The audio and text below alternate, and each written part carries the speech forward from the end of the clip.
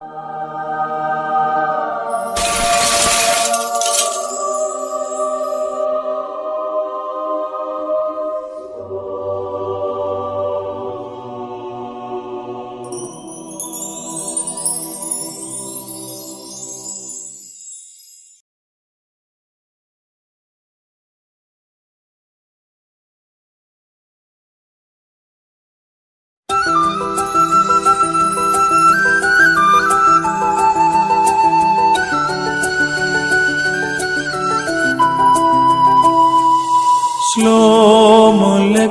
Mariam Malias Taibuzo Morana Mek Mubarak Tu Atpaneshe Vambara Vabhiro Dab Karse Mora Yeshu Mashiho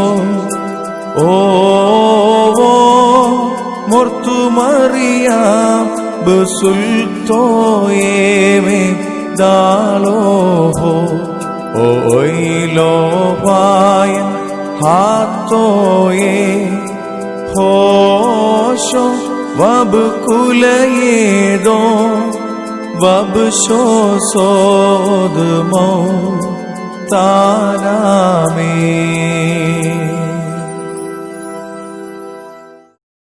ത്രിയേക ദൈവത്തിന് സ്തുതി.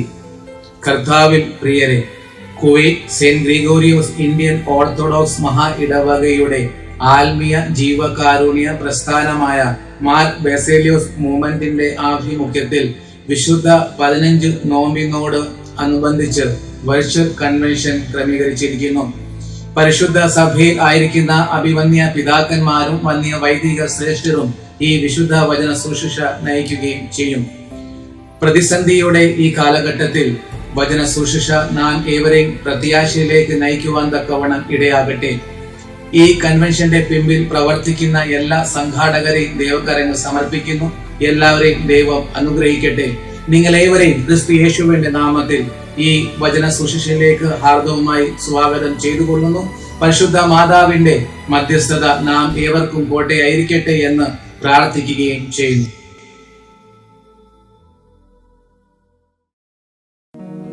പിതാവിനും പുത്രനും പരിശുദ്ധ റൂഹായ്ക്കും സ്തുതി. ആദിമുതലെന്നേക്കും തന്നെ ആമേൻ. തന്റെ സ്തുതികളാൽ ആകാശം ഭൂമി നിറഞ്ഞിരിക്കുന്ന ബലവാനായ ദൈവം തമ്പുരാൻ പരിശുദ്ധൻ പരിശുദ്ധൻ പരിശുദ്ധൻ ഉയരങ്ങൾ ഊശാന. ദൈവമായ കർത്താവിന്റെ തിരുനാമത്തിൽ വന്നവരും പരിപാലിക്കുന്നവരും വാഴ്ത്തപ്പെട്ടവരാകുന്നു. ഉയരങ്ങളിൽ സ്തുതി.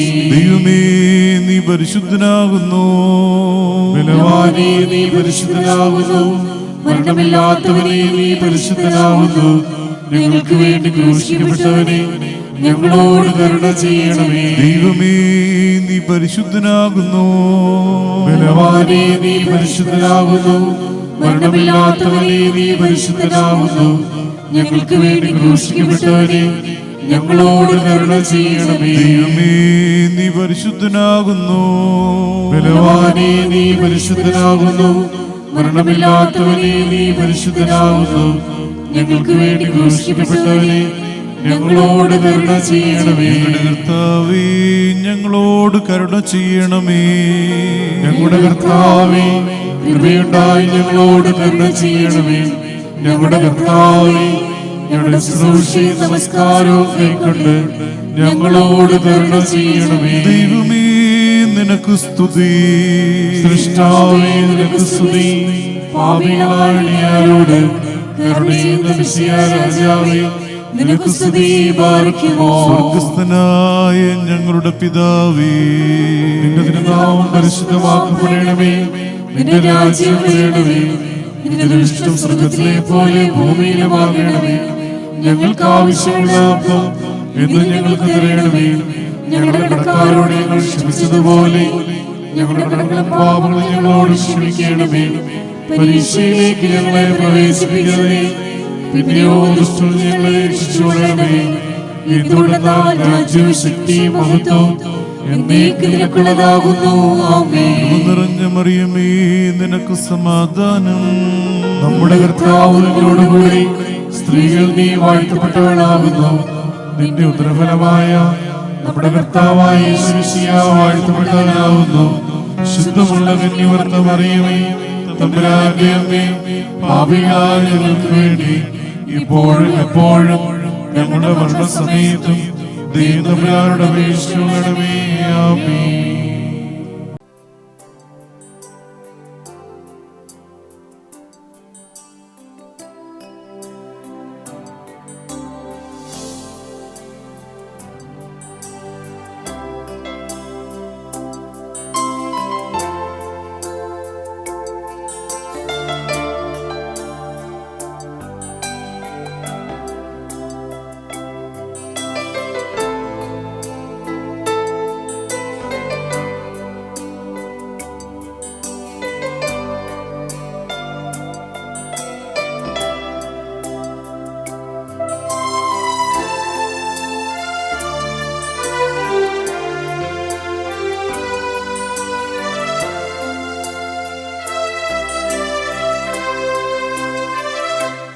യേശുവേ രക്ഷാദായക,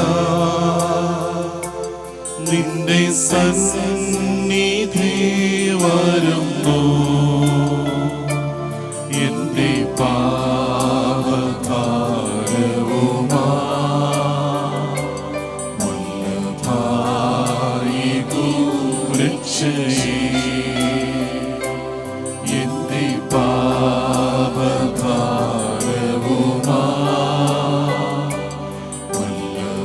വല്ലഭായികൂ രക്ഷയേ.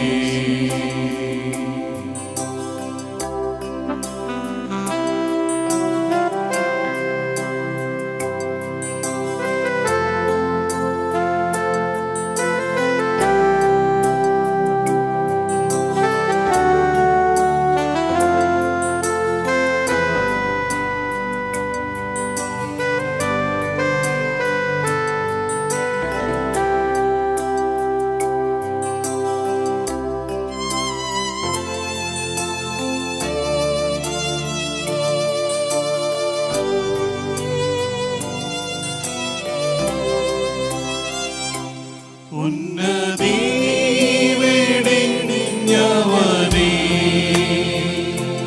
മണ്ണിൽ താഴുവന്നവനേ.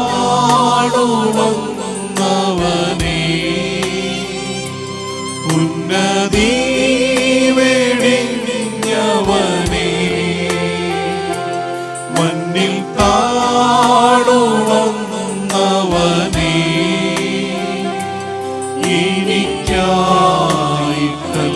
എനിക്കായിട്ടല്ലയോ ക്രൂശിങ്കൽ ജീവനെ തന്നത്.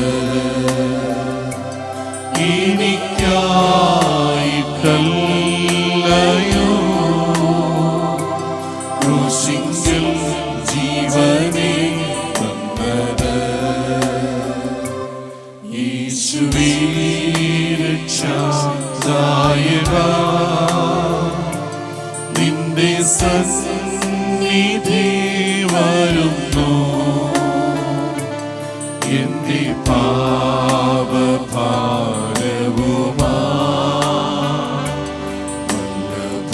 വല്ലഭായികൂ രക്ഷയേ. എന്റെ പാപഭാരവുമാ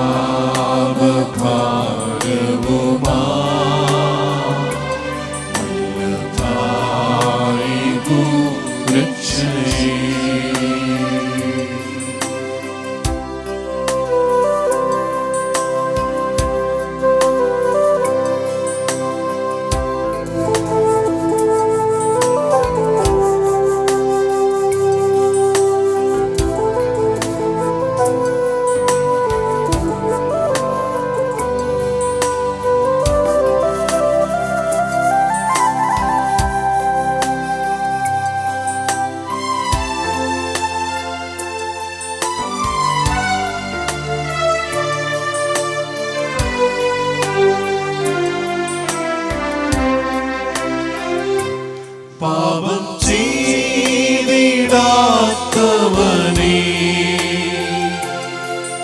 പരിശീലനായവനേ,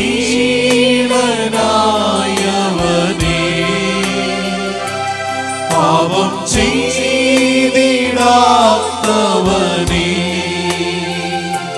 പരിശീലനായവനേ,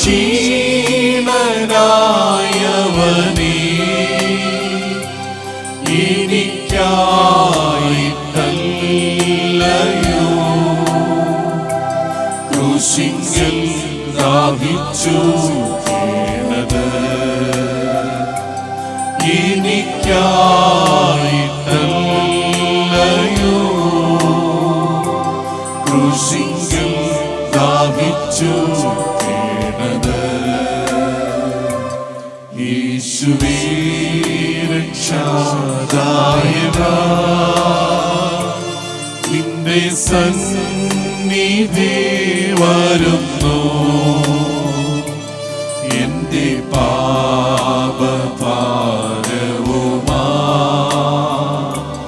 വല്ലഭായി രക്ഷയേ, എന്റെ പാപഭാരവുമാ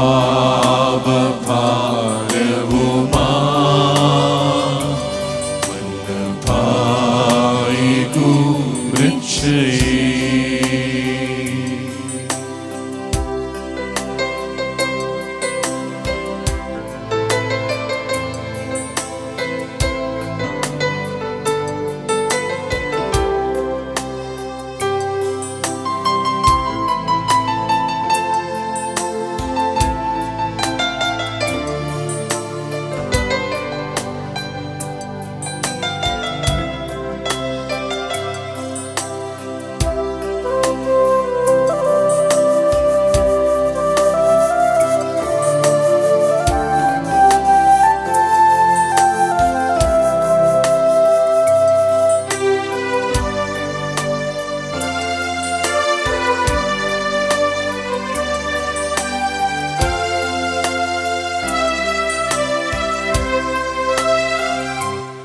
എന്റെ രോഗം നീ വഹിച്ചു, എന്റെ പാപം നീക്കി മുറ്റും, എന്റെ രോഗം നീ വഹിച്ചു, എന്റെ പാപം നീക്കി മുറ്റും, നിനക്കായിട്ടെന്നും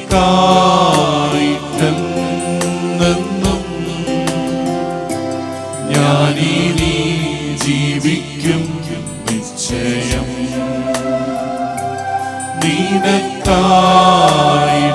നിനക്കായിട്ടെന്നും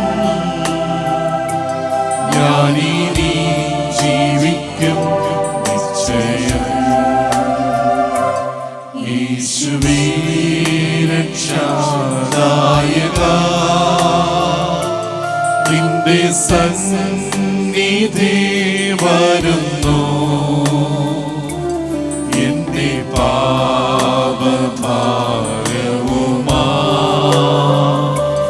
വല്ലഭായി രക്ഷയേ, എന്റെ പാപഭാരവുമാ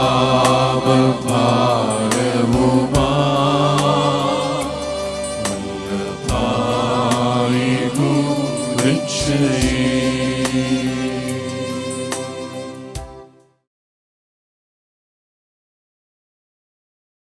ബാർഖമോർ പിതൃപുത്ര പരിശുദ്ധാത്മാവാം ദൈവമേ, ഈ അനുഗ്രഹീത സന്ധിയിൽ തിരുവചനത്തിൻ്റെ മാധുര്യം അനുഭവിക്കുവാൻ, തിരുവചനത്തിൻ്റെ മർമ്മങ്ങളെ കാണുവാൻ നിന്റെ സന്നിധിയിലായിരിക്കുന്ന ഞങ്ങളെ അവിടുന്ന് അനുഗ്രഹിക്കണമേ. നിന്റെ വചനം എത്രയോ മധുരമെന്ന് സങ്കീർത്തനക്കാരനെ പോലെ ധ്യാനിച്ച് ഞങ്ങളുടെ ജീവിതങ്ങൾക്ക് നിന്റെ വചനം ആസ്വാദനമാകുവാൻ ദൈവമായ കർത്താവേ ഞങ്ങളെ സഹായിക്കണമേ.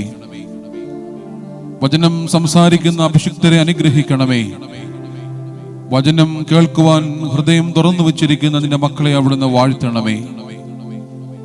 ദൈവത്തിന്റെ വചനം ജീവനും ചൈതന്യമുള്ളതാകുന്നു, ഇരുവായത്തിലുള്ള വാളിനേക്കാൾ മൂർച്ചയേറിയതാകുന്നു. ദൈവവചനത്താൽ ഞങ്ങളുടെ ചങ്കിനെ വെട്ടണമേ. ഞങ്ങൾക്ക് പാപത്തിന്റെ ബോധം നൽകണമേ. അനുതാപത്തിന്റെ അഗ്നിയിൽ വെന്തുരുകുവാൻ തിരുവചനത്താൽ മുഖാന്തരമാകണമേ. തിരുവചന പ്രഘോഷണത്തിലൂടെ എല്ലാ ആദിവ്യാധികളും ഞങ്ങളിൽ നിന്ന് മാറിപ്പോകുവാൻ ദൈവമേ കരുണ കാണിക്കണമേ. പാഴും ശൂന്യമായിരുന്ന ഭൂമിയിൽ പരിവർത്തിച്ച ദൈവത്തിന്റെ ആത്മാവേ, അന്നു മുതൽ ഇന്നു വരെ പരിവർത്തിക്കുന്ന ദൈവാത്മാവേ, പാപത്തെക്കുറിച്ചും നീതിയെക്കുറിച്ചും ന്യായവിധിയെക്കുറിച്ചും ബോധവും ബോധ്യവും വരുത്തുന്ന പരിശുദ്ധാത്മാവേ, ഞങ്ങളുടെ ഹൃദയങ്ങളോട് ഇടപഴകണമേ. നിന്റെ മക്കളെല്ലാവരെയും വാഴ്ത്തണമേ. ദൈവകൃപയിൽ സൂക്ഷിക്കണമേ. വാങ്ങിപ്പോയിരിക്കുന്നവരെ ആശ്വസിപ്പിക്കണമേ. ഞങ്ങളെന്നാളും ത്രിയേക ദൈവത്തിന് സ്തുതിയും സ്തോത്രവും കരേറ്റുവാനായിട്ട് തന്നെ. ആമേൻ.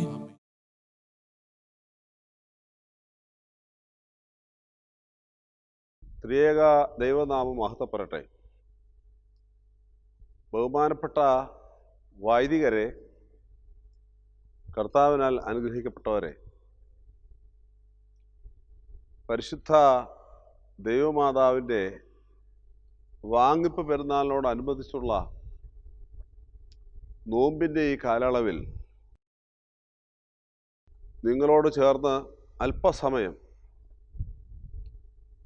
ദൈവ വചനങ്ങളെ പങ്കിടുവാനും ധ്യാനിക്കുവാനും ഒക്കെ ഇടയാകുന്നതിൽ പരമകാരുണ്യവാനായ ദൈവത്തെ ഞാൻ സ്തുതിക്കട്ടെ. തീർച്ചയായും ഈ അവസരം ഒരുക്കിയ നമ്മുടെ കുവൈറ്റ് സെൻറ്റ് ഗ്രിഗോറിയോസ് മഹാ ഇടവകയിലെ വികാരിയോടും സഹവികാരിയോടും ആ ദേവാലയത്തിലെ പള്ളി ചുമതലക്കാരോടും പ്രത്യേകാൽ ആ ദേവാലയത്തിൽ തന്നെ ആധ്യാത്മിക ദീനാനുകമ്പ പ്രവർത്തനങ്ങളുടെ വലിയ ഒരു സംഘടനയായ പരിശുദ്ധ ബസേലിയോസ് ഗീവർഗീസ് ദിദിയൻ ബാവ തിരുമേനിയുടെ നാമത്തിലുള്ള ബസേലിയോസ് മൂവ്മെൻറ്റിനോടുള്ളതായ എൻ്റെ സ്നേഹം പ്രത്യേകമായി ഞാൻ അറിയിച്ചു കൊള്ളട്ടെ. എല്ലാ വർഷവും വിശ്വാസികളെല്ലാവരും ദേവാലയത്തിൽ കൂടുകയും പരിശുദ്ധ അമ്മയുടെ മധ്യസ്ഥതയിൽ ത്രിയേക ദൈവത്തോട് കൃപയാചിക്കുകയും പരിശുദ്ധ അമ്മയുടെ മഹത്വങ്ങൾ വർണ്ണിച്ച് നമ്മുടെ ജീവിതത്തിൻ്റെ മാതൃക രൂപപ്പെടുത്തുകയും ഒക്കെ ചെയ്യുന്ന സമയങ്ങളാണല്ലോ ഈ 15 നോമ്പിൻ്റെ കാലഘട്ടം എന്ന് പറയുന്നത്. എന്നാൽ ഈ വർഷം നമുക്ക് മുഖാമുഖം കാണുവാനായി കഴിയുന്നില്ല എന്നത് ഒരു യാഥാർത്ഥ്യമാണ്. COVID-19 പശ്ചാത്തലത്തിൽ നമ്മുടെ ദേവാലയങ്ങളിൽ വിശ്വാസികൾക്ക് വരണമെന്ന് ആഗ്രഹമുണ്ട് എങ്കിലും അതിന് സാധ്യമാകാതെ ഇരിക്കുന്നു എന്നത് ഒരു യാഥാർത്ഥ്യമാണ്. ആ യാഥാർത്ഥ്യത്തെ തീർച്ചയായും നാം തികഞ്ഞ വിഷമത്തോടെയും സങ്കടത്തോടെയാണ് കാണുന്നതെങ്കിലും ദൈവം നൽകുന്ന നിയോഗങ്ങളെ അനുഗ്രഹപ്രദമായി നടത്തിക്കൊണ്ടുപോകാനും പൂർത്തീകരിക്കുവാനും നമുക്ക് ഉത്തരവാദിത്വമുണ്ടല്ലോ. ആ ഉത്തരവാദിത്വത്തെയാണ് നാം എല്ലാവരും ദേവാലയത്തിൽ നമുക്ക് കൂടി വരാനായിട്ട് നിവൃത്തിയില്ല എങ്കിൽ പോലും ഒരു വിർച്വൽ മീറ്റിങ്ങിലൂടെ കൂടുവാനും ദൈവവചനത്തെ ധ്യാനിക്കുവാനും ഒക്കെ ഇടയാകുന്നത്. എനിക്ക് ആദ്യമായി നിങ്ങളോട് എല്ലാവരോടും പറയാനുള്ളത്, പ്രത്യേകിച്ച് നാം ആയിരിക്കുന്ന ഈ കാലഘട്ടത്തിലെ വിശേഷങ്ങൾ കാണുമ്പോൾ നമ്മുടെ പ്രാർത്ഥനയുടെയും നോമ്പിൻ്റെയും ഉപവാസത്തിൻ്റെയും ശക്തി വർദ്ധിപ്പിക്കുക എന്നതാണ്. പ്രാർത്ഥനയാലും ഉപവാസത്താലും അല്ലാതെ ഈ ജാതി ഒഴിഞ്ഞു പോവുകയില്ല എന്ന് കർത്തൃവചനം നമുക്കെല്ലാവർക്കും അറിയാം. അതുകൊണ്ട് പ്രതിസന്ധികൾ, പ്രയാസങ്ങൾ, ബുദ്ധിമുട്ടുകൾ, ആപത്തുകൾ, അപകടങ്ങൾ ഉണ്ടാകുമ്പോൾ അവയോട് പ്രതികരിക്കുവാനുള്ള ഏകവും പ്രധാനവുമായ വഴിയായിട്ടാണ് പ്രാർത്ഥനയും ഉപവാസത്തെയും നാം കാണുന്നത്. ലോകം മുഴുവനും വ്യാപിച്ചിരിക്കുന്ന COVID-19 ബാധയിൽ നിന്ന് ലോകം മുഴുവൻ രക്ഷപ്പെടേണ്ടത് ആവശ്യമാണ്. ദൈവനിയോഗം കൂടിയാണ്. ആ നിയോഗത്തിൽ ദൈവനിയോഗത്തെ പൂർണ്ണമാക്കുവാൻ നമ്മുടെ ഓരോരുത്തരുടെയും പ്രാർത്ഥനയും ഉപവാസവും അല്ലെങ്കിൽ ദൈവത്തോട് ചേർന്നുള്ള ഒരു ജീവിതത്തിൻ്റെ ക്രമീകരണവും അത്യാവശ്യമായി മാറിയിരിക്കുകയാണ്. അതുകൊണ്ട് അതാണ് എനിക്ക് എല്ലാവരോടും ആദ്യം തന്നെ പറയാനായിട്ടുള്ളത്. പ്രാർത്ഥിക്കുക, പ്രാർത്ഥിക്കുക, പ്രാർത്ഥിക്കുക. ഉപവസിക്കുക, ഉപവസിക്കുക, ഉപവസിക്കുക. തീർച്ചയായും പ്രാർത്ഥനയും ഉപവാസവും ഉണ്ടായെങ്കിൽ നമ്മുടെ സമൂഹത്തിൽ ആയിരിക്കുന്നതായ എല്ലാ പ്രതിസന്ധികളെയും അഭിമുഖീകരിക്കുവാനായിട്ട് നമുക്ക് സാധ്യമാകും. നമ്മുടെ ജീവിതത്തിലുണ്ടാകുന്ന ബുദ്ധിമുട്ടുകൾ പരിഹരിക്കുവാനും അത് ഇടയാകുമെന്ന കാര്യത്തിൽ യാതൊരു സംശയവും ഇല്ല. അതുകൊണ്ട് ഈ പരിശുദ്ധ നോമ്പിൻ്റെ ഈ കാലഘട്ടത്തിൽ വിശ്വാസികൾ അതീവ ശ്രദ്ധയോടെ ഞാൻ ഈ പറഞ്ഞ കാര്യം ചെയ്യണമെന്നുള്ള കാര്യം അറിയിച്ചു കൊള്ളട്ടെ. കുവൈറ്റ് മഹാ ഇടവക എനിക്ക് വ്യക്തിപരമായി നല്ലതുപോലെ അറിയാവുന്ന ഒരു ദേവാലയമാണ്. മലങ്കര സഭയുടെ ഒരു പ്രധാനപ്പെട്ട ഇടവകയായിട്ടാണ് നാം അതിനെ കാണുന്നത്. അവിടെയുള്ള ആധ്യാത്മിക സംഘടനകളെല്ലാം വളരെ ശക്തമാണ്. ശക്തമായ ആധ്യാത്മിക സംഘടനകളുള്ള ഒരു ദേവാലയത്തിൽ ദൈവമക്കൾ ഇപ്പോൾ കൂടുവാനായിട്ട് പറ്റുന്നില്ല എങ്കിൽ പോലും പ്രാർത്ഥനയിലും ഉപവാസത്തിലും ജീവിതം കഴിക്കുകയാണെന്നുണ്ടെങ്കിൽ തീർച്ചയായും അത് സഭയ്ക്ക് അഭിമാനമാണ്. അതൊരു ജീവിത അനുഭവമായി മാറും. മറ്റു തലങ്ങളിലേക്ക് അതൊരു മാതൃകയായി വ്യാപിക്കും എന്ന കാര്യത്തിൽ യാതൊരു സംശയവും വേണ്ട. അങ്ങനെ ആകട്ടെ നമ്മുടെ ജീവിതക്രമം എന്ന് ഞാൻ പ്രാർത്ഥിക്കുന്നു. എല്ലാവർക്കും വേണ്ടി പ്രാർത്ഥിക്കുന്നു. പ്രത്യേകിച്ച് കുവൈറ്റിലുള്ളതായ നമ്മുടെ ദൈവമക്കൾ, അത് മഹാ ഇടവകയിൽ മാത്രമല്ല, അവിടെയുള്ള നമ്മുടെ മറ്റു ദേവാലയങ്ങളിലുള്ള നമ്മുടെ എല്ലാ ദൈവമക്കളെയും അവർ നയിക്കുന്ന ഇടയന്മാരെയും ദൈവസന്നിധിയിൽ സമർപ്പിക്കുന്നു. സ്വർഗത്തിലെ ദൈവം ഏവരെയും കാത്ത് പരിപാലിക്കട്ടെ എന്ന് മാത്രം ഞാൻ പ്രാർത്ഥിക്കുകയാണ്. പരിശുദ്ധ ശൂനോയോ നോമ്പിൻ്റെ കാലഘട്ടം നമ്മെ സംബന്ധിച്ച് മറ്റു കാലഘട്ടങ്ങളിൽ നിന്ന് വ്യത്യസ്തമായ ഒരു കാലഘട്ടമാണല്ലോ. ഏത് പെരുന്നാൾ നടത്തുമ്പോഴും, പ്രത്യേകിച്ച് മാറാനായ വലിയ പെരുന്നാളുകൾ നാം നടത്തുമ്പോൾ, ആ പെരുന്നാളുകളോട് ചേർന്ന് ഒരു നോമ്പും ഉണ്ടാകുന്നു എന്നത് ഒരു യാഥാർത്ഥ്യമാണ്. നമ്മുടെ കർത്താവിൻ്റെ ജനനത്തിന് മുമ്പും മരണത്തിനും കബറടക്കത്തിനും ഉയർപ്പിനും മുമ്പും അതുപോലെ തന്നെ പെന്തക്കോസ്തിക്ക് ശേഷമാണ് എങ്കിൽ പോലും പെന്തക്കോസ്തിനനുബന്ധിച്ചും ഇങ്ങനെ പല സമയങ്ങളിൽ നോമ്പനുഷ്ഠാനങ്ങൾ സഭയിലുണ്ട്. നോമ്പിലൂടെയും ഉപവാസത്തിലൂടെയും വലിയ പെരുന്നാൾ ആഘോഷിച്ച് ദൈവിക കൃപയും ദൈവം ഒരുക്കുന്ന രക്ഷയും സ്വായത്തമാക്കുക എന്ന ഒരു വലിയ നിയോഗം അവിടെ ഉണ്ടല്ലോ. പരിശുദ്ധ അമ്മയുടെ വാങ്ങിപ്പ് പെരുന്നാൾ നമ്മെ സംബന്ധിച്ച് അതിപ്രധാനമായ ഒരു സംഭവമാണ്.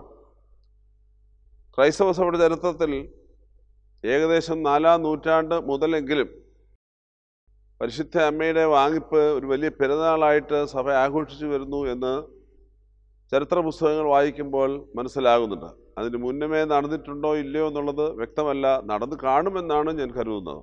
എന്നാൽ 4-ാം നൂറ്റാണ്ട് മുതലെങ്കിലും പരിശുദ്ധ അമ്മയുടെ വാങ്ങിപ്പ് പെരുന്നാൾ പാശ്ചാത്യ പൗരസ്ത്യ സഭകൾ വ്യത്യാസം കൂടാതെ വളരെ ഭംഗിയായി ആഘോഷിച്ചു വരുന്ന ഒരു പെരുന്നാളാണ്.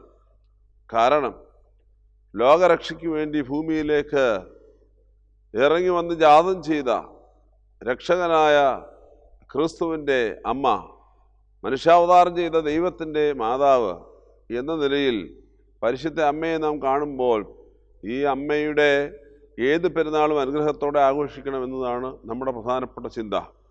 അതുകൊണ്ട് തന്നെയാണ് പൗരസ്ത്യ പാരമ്പര്യത്തിൽ പരിശുദ്ധ കന്യകമറിയാമിൻ്റെ നാമത്തിൽ ധാരാളം പെരുന്നാൾ ദിനങ്ങളും അതുപോലെ തന്നെ ചില നോമ്പുകളുമൊക്കെ ക്രമീകരിച്ചിരിക്കുന്നത്. വചനിപ്പ് പെരുന്നാളുണ്ട്. മാതാവിൻ്റെ ജനനപ്പെരുന്നാൾ സഭ ഔദ്യോഗികമായി ഒരു നോമ്പ് പ്രഖ്യാപിച്ചിട്ടില്ല എങ്കിൽ പോലും വിശ്വാസികൾ ഭക്തിയോട് നോക്കുന്ന ഒരു നോമ്പുണ്ട്. വാങ്ങിപ്പ് പെരുന്നാളോട് അനുബന്ധിച്ചുള്ള നോമ്പുണ്ട്. വാങ്ങിപ്പ് പെരുന്നാളിൻ്റെ ആചരണങ്ങളും ആഘോഷങ്ങളുമുണ്ട്.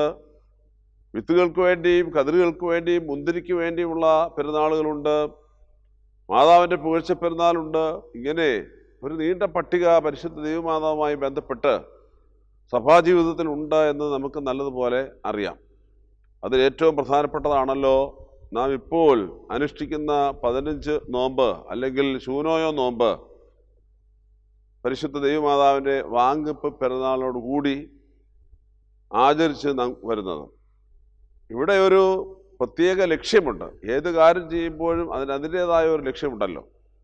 ആ ലക്ഷ്യം എന്താണെന്ന് ചോദിച്ചു കഴിഞ്ഞാൽ, ആ ലക്ഷ്യം പരിശുദ്ധ അമ്മയെപ്പോലെ നല്ലൊരു മഹത്വീകരണ വാങ്ങിപ്പ്, ഒരു മഹത്വീകരണ പ്രവേശം നമുക്കെല്ലാവർക്കും ഉണ്ടാകണമെന്ന നമ്മുടെ ആഗ്രഹമാണ്.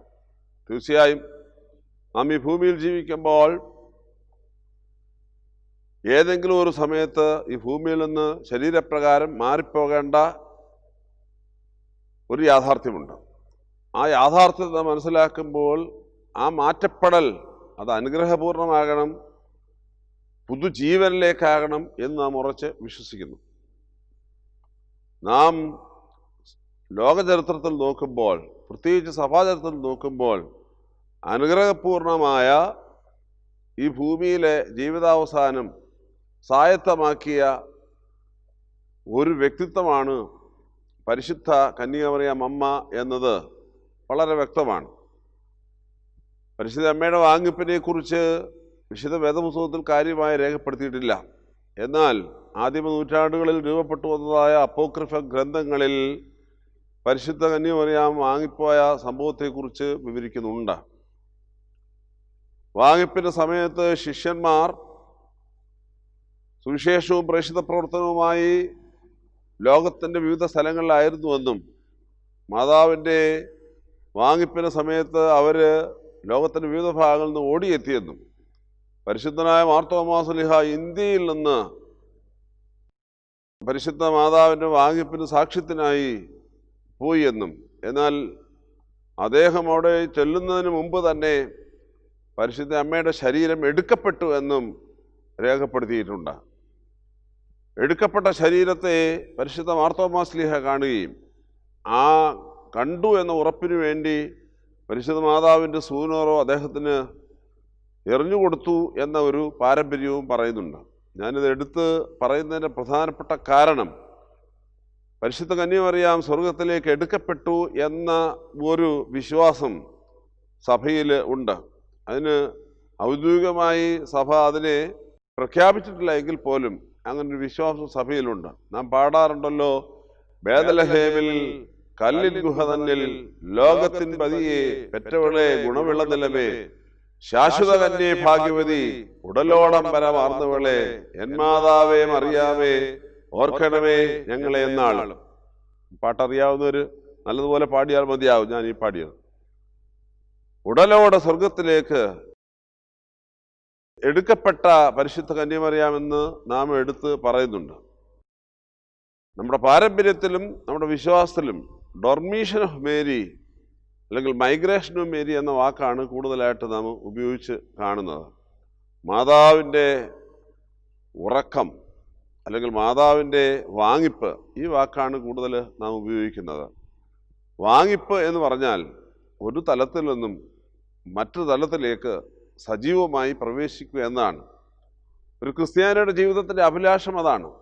മരണം എന്ന വാക്കിനെ നാം കാണുന്നത് നാം ഈ ഭൂമിയിലായിരിക്കുന്ന തലത്തിൽ നിന്നും സ്വർഗീയമായ അവസ്ഥയിലേക്ക് മാറ്റപ്പെടുക എന്നതുകൊണ്ടാണ്. അതുകൊണ്ടാണ് വാങ്ങിപ്പവർക്ക് വേണ്ടിയൊക്കെ നാം പ്രത്യേകമായിട്ട് പ്രാർത്ഥിക്കുന്നത്. നാം ആയിരിക്കുന്നതായ ഭൗമിക തലത്തിൽ നിന്നും സ്വർഗീയ തലത്തിലേക്ക് മാറ്റപ്പെടുന്ന വലിയ അനുഭവം.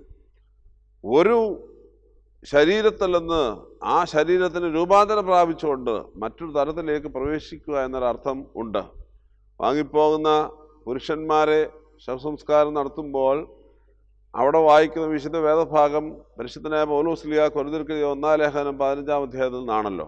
ആ വേദഭാഗം വളരെ ഭംഗിയായി ഞാൻ ഈ പറഞ്ഞ കാര്യങ്ങൾ എടുത്ത് പറയുന്നുണ്ട്.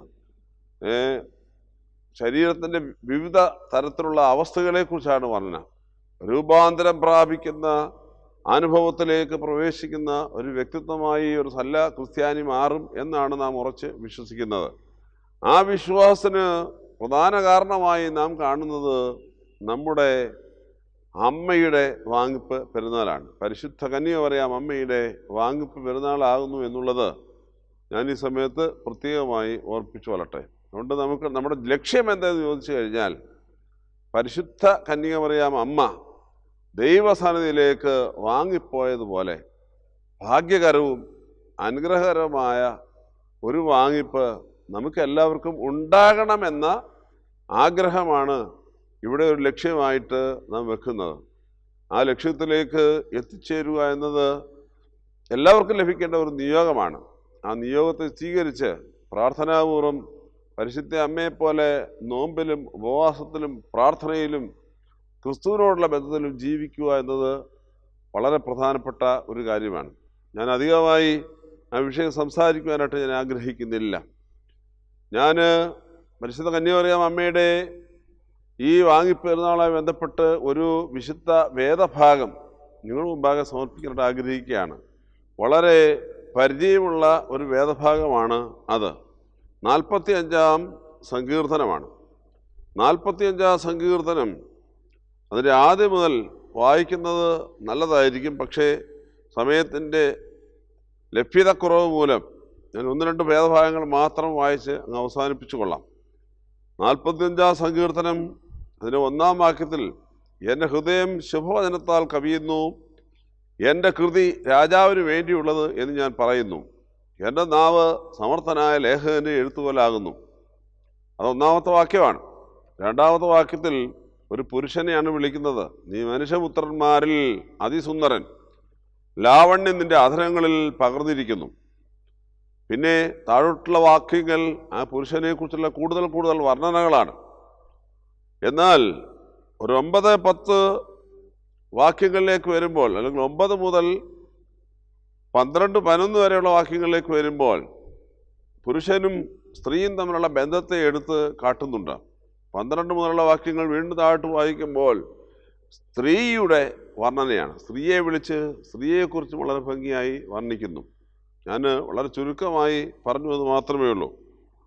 9-ാമത്തെ വാക്യത്തിൽ നാം വായിക്കുന്നത്, നിന്റെ സ്ത്രീരത്നങ്ങളുടെ കൂട്ടത്തിൽ രാജകുമാരികളുണ്ട്, നിന്റെ വലതു ഭാഗത്ത് രാജ്ഞി ഓഫീർ തങ്കം അണിഞ്ഞ് നിൽക്കുന്നു. അല്ലയോ കുമാരി, കേൾക്കുക, നോക്കുക, ചെവിചായിക്കുക, സ്വജനത്തെയും നിന്റെ പിതൃഭവനത്തെയും മറക്കാം. അപ്പോൾ രാജാവ് നിന്റെ സൗന്ദര്യത്തെ ആഗ്രഹിക്കും. അവൻ നിന്റെ നാഥനല്ലോ, അവനെ നീ നമസ്കരിച്ചു കൊള്ളുക. പിന്നെ കുറച്ചുകൂട്ട് താഴ്ത്തു വരുമ്പോൾ സ്ത്രീയെക്കുറിച്ചുള്ള വർണ്ണനയാണ്.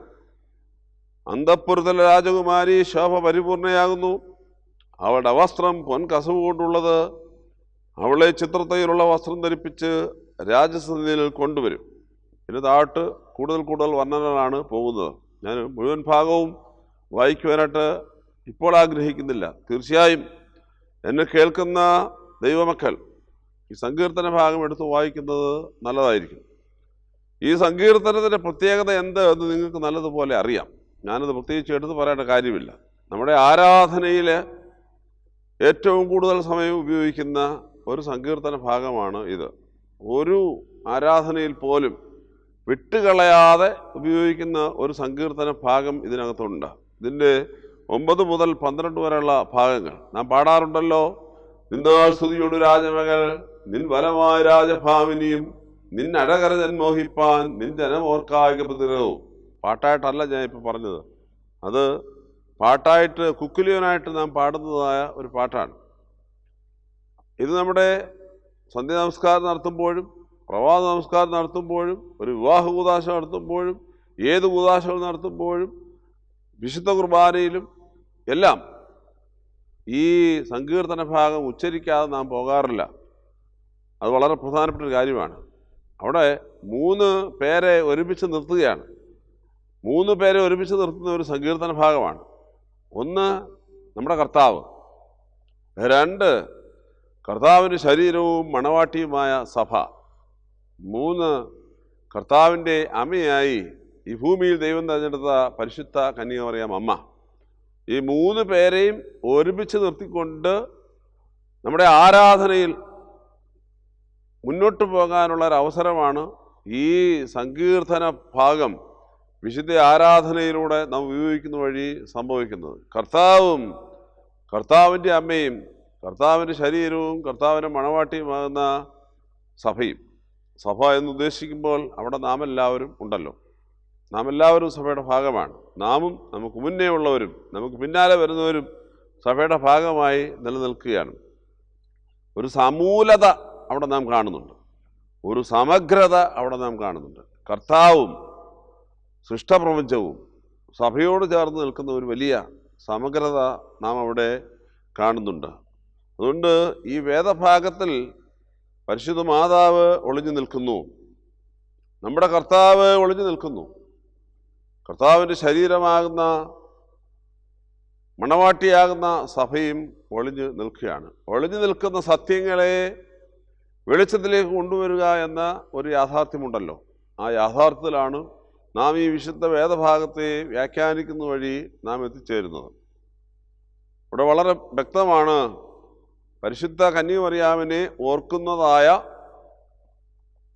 മധ്യസ്ഥ പ്രാർത്ഥനയിലാണ് നിന്നാസിയുടെ രാജമകൾ നിൻ വലമായ രാജഭാമിനിയും നിന്നടകരനെ മോഹിപ്പാൻ നിൻ ജനം ഓർക്കായിക്ക് പ്രതിരോധം എന്നുള്ളതായ പാട്ട് നാം കുക്കിലിയനായിട്ട് പാടുന്നത്. തീർച്ചയായും അത് മാതാവിനെ അനുസ്മരിക്കുമ്പോൾ നടത്തുന്നതായ ഒരു പ്രാർത്ഥന ഗാനമാണ്. കുക്കിലിയോൻ്റെ പെസ്ഗോമോ ഭാഗമാണ് അത്. തീർച്ചയായും പെസ്ഗോമോയ്ക്ക് ശേഷം യഗ്ബോയും പിന്നെ കോലോകളും പിന്നെ ബോഹുസോയും എല്ലാം ഉണ്ട്. നിങ്ങൾ വിശുദ്ധ കുർബാനക്രമം എടുത്ത് നോക്കി കുക്കിലിൻ്റെ അടുത്ത് പരിശോധിച്ച് കഴിഞ്ഞാൽ ഞാൻ ഈ പറഞ്ഞ സ്ട്രക്ചർ കാണും. അത് വളരെ വ്യക്തമാണ്. ഏത് വിഷയത്തെ അധികരിച്ചാണോ നാം അവിടെ പ്രാർത്ഥനകൾ നടത്തുന്നത്, ആ വിഷയത്തിൻ്റെ വേദപുസ്തക അടിസ്ഥാനമാണ് പെസ്ഗോമോ എന്ന രീതിയിൽ കുക്കിലിയോൻ്റെ ആദ്യ ഭാഗമായി കാണുന്നത്. അതിൻ്റെ അടുത്ത ഒരു സ്റ്റെപ്പാണ് അത് ആരാകുന്നു എന്ന് സ്പെസിഫിക് ആയിട്ട് പറയുന്നത്. ഭക്തർ പുകഴ്ച ഭാജനമേ നിന്നുദിച്ചോർ ഏകസൻ എന്ന് നാം പാടുന്നുണ്ടല്ലോ. അത് ആരാണ് അവിടെ ഉദ്ദേശിക്കപ്പെടുന്നത് എന്നതിൻ്റെ അടയാളമാണ്. പിന്നെയുള്ളത് കോലോയാണ്. ആ ആൾ എങ്ങനെയാകുന്നു? കോലോ എന്ന പദത്തിൻ്റെ അർത്ഥം ശബ്ദമെന്നാണ്. ആ ആളിനെ കുറിച്ചുള്ള ശബ്ദമാണത്. ഏറ്റവും അവസാനം ആ ആളിനോടുള്ള മധ്യസ്ഥയുടെ അപേക്ഷയുമാണ്. നിർത്തിയിടരുതേ പരിശുദ്ധേ എന്നുള്ളതായ പാട്ട് നാം പാടുന്നത് അങ്ങനെയാണ്. അങ്ങനെ ഒരു നല്ലൊരു സൈക്കിള് ഉണ്ട്. ഇതേ രീതി തന്നെ വിശുദ്ധന്മാരെയും ആചാര്യന്മാരെയും വാങ്ങിപ്പോവരെയും സ്ലീവായെയും ഒക്കെ ഓർക്കുമ്പോഴുണ്ട് എന്നുള്ളത് നമുക്ക് നല്ലതുപോലെ അറിയാം. ഞാൻ സഭാമക്കളെന്ന നിലയ്ക്ക് ഒരല്പം സഭയുടെ ആരാധനാപരമായ ഒരു സ്ട്രക്ചറിനെ കുറിച്ച് ചെറുതെ ഒന്ന് പരാമർശിച്ചു എന്ന് മാത്രം. ഞാൻ ഉദ്ദേശിക്കുന്നത് ആ കാര്യമല്ല എന്നുള്ള കാര്യം സ്നേഹപൂർവ്വം അറിയിക്കട്ടെ. പരിശുദ്ധ കന്യകമറിയാം അമ്മയുടെ നാമത്തിലുള്ളതായി നോമ്പനുഷ്ഠാനത്തിൻ്റെ നാളുകളിൽ വാങ്ങിപ്പ് പെരുന്നാളിലേക്ക് സഭ അനുഗ്രഹത്തോടെ പ്രവേശിക്കുമ്പോൾ നമ്മുടെ ലക്ഷ്യമെന്ത് എന്നും നാം എങ്ങനെയായിരിക്കണമെന്നും ഓർമ്മപ്പെടുത്തുന്ന ഒന്ന് രണ്ട് കാര്യങ്ങൾ പറഞ്ഞ് അവസാനിപ്പിക്കാമെന്നാണ് ഞാൻ കരുതുന്നത്. ഈ 45-ാം സങ്കീർത്തനം വായിക്കുമ്പോൾ വളരെ വ്യക്തമാണ്. ഞാൻ മുമ്പേ പറഞ്ഞതുപോലെ ഇവിടെ ഒരു പുരുഷനും ഒരു സ്ത്രീയും അവർ തമ്മിലുള്ളതായ നല്ല ബന്ധവും എടുത്തു കാട്ടുന്ന ഒരു വേദഭാഗമാകുന്നു ഇതെന്ന്. ആദ്യ ഭാഗത്ത് പുരുഷനെക്കുറിച്ചും രണ്ടാം ഭാഗത്ത് സ്ത്രീയെക്കുറിച്ചും മധ്യത്തിൽ പുരുഷനും സ്ത്രീയും തമ്മിലുള്ളതായ ബന്ധങ്ങളിൽ കാണിക്കേണ്ടതായ മര്യാദകളെക്കുറിച്ചും വളരെ വ്യക്തമായി വർണ്ണിക്കുന്നു. ആ വർണ്ണനയിൽ നിന്ന് ഒന്ന് രണ്ട് കാര്യങ്ങൾ മാത്രം നിങ്ങളോടൊന്ന് ഷെയർ ചെയ്യാമെന്ന് മാത്രമാണ് ഞാൻ കരുതുന്നത്. ഒന്നാമത്തെ കാര്യം, ഈ പുരുഷൻ്റെയും സ്ത്രീയുടെയും നേച്ചർ അല്ലെങ്കിൽ പ്രകൃതം എന്ത് എന്നുള്ളതാണ്. അത് വളരെ പ്രധാനപ്പെട്ട ഒരു കാര്യമാണ്. ഈ പുരുഷൻ്റെയും സ്ത്രീയുടെയും പ്രകൃതം എന്ത്? What is the nature of this particular man and woman എന്നുള്ളതാണ് ചോദ്യം. പുരുഷൻ്റെയും സ്ത്രീയുടെയും നേച്ചർ എന്ത്? ആ നേച്ചറിലേക്ക് പോകുന്നതിന് മുമ്പിട്ട് ഞാൻ ഒരു കാര്യം കൊണ്ട് പറഞ്ഞു കൊള്ളട്ടെ. ഈ സങ്കീർത്തനത്തിനൊരു തലക്കെട്ടുണ്ട്, മനോഹരമായൊരു തലക്കെട്ടാണ്. ആ തലക്കെട്ടിൽ എഴുതിയിരിക്കുന്നത് ഒരു സ്നേഹഗീതം എന്നാണ്. സ്നേഹഗീതം, ഒരു പ്രേമഗീതമെന്ന് ചില വേർഷനിലുണ്ട്, എ ലവ് സോങ് എന്ന് വിളിക്കുന്നു. തീർച്ചയായും ഇത് ഒരു വിവാഹ ജീവിതവുമായി ബന്ധപ്പെടുത്തി രൂപപ്പെടുത്തിയ ഒരു കീർത്തനമാകുന്നു എന്നത് തർക്കമില്ലാത്ത ഒരു വസ്തുതയാണ്. യഹൂദ പാരമ്പര്യത്തിൽ വിവാഹ ചടങ്ങുകൾ, പ്രത്യേകിച്ച് അതിൻ്റെ സെറമണി നടക്കുമ്പോൾ ആ സെറമണിയോട് ചേർന്ന് ആലപിക്കുവാനായിട്ട് രൂപപ്പെടുത്തിയ ഒരു സങ്കീർത്തനമാകുന്നു ഇതെന്ന് കരുതുന്നുണ്ട്. അങ്ങനെ ഒരു സെറമണിയിലാണ് വിവാഹിതരാകുന്നതായ പുരുഷൻ്റെയും സ്ത്രീയുടെയും നേച്ചർ, പ്രകൃതത്തെക്കുറിച്ച് എടുത്ത് പറയുന്നത്. അതിമനോഹരമായ ഒരു പ്രകൃതത്തിൻ്റെ വർണ്ണന, നേച്ചറിൻ്റെ വർണ്ണന ഈ വേദഭാഗത്തുണ്ട് എന്നത് ഞാൻ വായിച്ച ചില വേദഭാഗങ്ങൾ തന്നെ തെളിവാക്കുന്നതാണല്ലോ. ഇവിടെ വളരെ ഭംഗിയായി പറയുന്നുണ്ട്, വീര എന്നാണ് വിളിക്കുന്നത്. വീര എന്ന ഒരു പദമാണ് സങ്കീർത്തനക്കാരൻ ഈ പുരുഷനെ വിളിക്കുന്നത്. വളരെ ഭംഗിയായിട്ട് അതവിടെ എഴുതിയിട്ടുണ്ട്. നീ മനുഷ്യപുത്രന്മാരിൽ ആദിസുന്ദരൻ, ലാവണ്യം നിന്റെ ആധരങ്ങളിൽ പകർന്നിരിക്കുന്നു. വീരനായുള്ളവേ, നിന്റെ വാള് ആരയ്ക്ക് കെട്ടുക? നിന്റെ തേജസ്സും മഹിമയും തന്നെ. സൗമ്യതയും സത്യവും നീതിയും പാലിക്കേണ്ടതിന് നീ മഹിമയോടെ ഹൃദാർത്ഥനായി വാഹനമേറി എഴുന്നള്ളുക. പുരുഷൻ്റെ പ്രകൃതമാണത്, പുരുഷൻ്റെ പ്രകൃതമാണത്. നമുക്കറിയാം, പൗലോസ്ലീഹ ഉപയോഗിക്കുന്നൊരു വാക്കുണ്ട്, പുരുഷത്വം എന്നത്. പുരുഷത്വം എന്ന പദം വിശുദ്ധ വേദപുസ്തകത്തിലുള്ളതാണ്. അത് പുരുഷന് വേണ്ടതാണ്. സ്ത്രീത്വം എന്ന പദമുണ്ട്, അത് സ്ത്രീക്കും വേണ്ടതാണ്. നാം ആയിരിക്കുന്ന ഈ കാലഘട്ടത്തിൽ നഷ്ടപ്പെട്ടു പോയിരിക്കുന്ന ഒന്നാണ് ചിലയിടങ്ങളിലെങ്കിലും ചിലപ്പോഴെങ്കിലും പുരുഷത്വം എന്ന പദവും സ്ത്രീത്വം എന്ന പദവും അതില്ലാതെയായിരിക്കുന്നു. ചില സ്ഥലങ്ങളിലും ചില ഇടങ്ങളിലും ചില സാഹചര്യങ്ങളിലും പുരുഷൻ സ്ത്രീയായും സ്ത്രീ പുരുഷനായും മാറുന്നതായ സ്വഭാവം, അവരുടെ സ്ട്രക്ചറിൽ മാറി എന്നല്ല ഞാൻ ഉദ്ദേശിക്കുന്നത്, പക്ഷേ അവരുടെ പ്രകൃതത്തിൽ, അവരുടെ സ്വഭാവത്തിൽ അങ്ങനെ മാറുന്നതായ ധാരാളം സംഭവങ്ങൾ നമ്മുടെ സമൂഹത്തിൽ ഇപ്പോൾ സംഭവിച്ചുകൊണ്ടേയിരിക്കുകയാണല്ലോ. പുരുഷൻ പുരുഷനായിരിക്കണം, സ്ത്രീ സ്ത്രീ ആയിരിക്കണം എന്നതാണ് പ്രകൃതത്തിൻ്റെ ഒന്നാമത്തെ ഭാഗമായി പറയുന്നത്. ഈ സങ്കീർത്തനത്തിൻ്റെ ആദ്യ ഭാഗങ്ങളിൽ പുരുഷൻ്റെ പുരുഷത്വത്തെക്കുറിച്ചും രണ്ടാം ഭാഗത്ത് സ്ത്രീയുടെ സ്ത്രീത്വത്തെക്കുറിച്ചും മാത്രമാണ് വർണ്ണിക്കുന്നത്. അതിന് രണ്ടിനും ഒരു വ്യത്യസ്തതയുണ്ട് എന്ന് സ്ഥാപിക്കുകയാണ് സങ്കീർത്തനക്കാരൻ ചെയ്യുന്നത്. സഭ ഇതിനെ, സഭാപിതാക്കന്മാരിതിനെ യേശുക്രിസ്തുവായും യേശുക്രിസ്തുവിൻ്റെ മണവാട്ടിയായ സഭയായും ചിത്രീകരിക്കുന്നുണ്ട്. അതൊരു വ്യാഖ്യാനമാണ്. വ്യാഖ്യാനം തെറ്റായ വ്യാഖ്യാനം ഒന്നുമല്ല, ശരിയായൊരു വ്യാഖ്യാനം തന്നെയാണ്. യേശുക്രിസ്തു എന്ന ആദിസുന്ദരനും വീരനുമായ രാജാതിരാജാവായ പുരുഷൻ,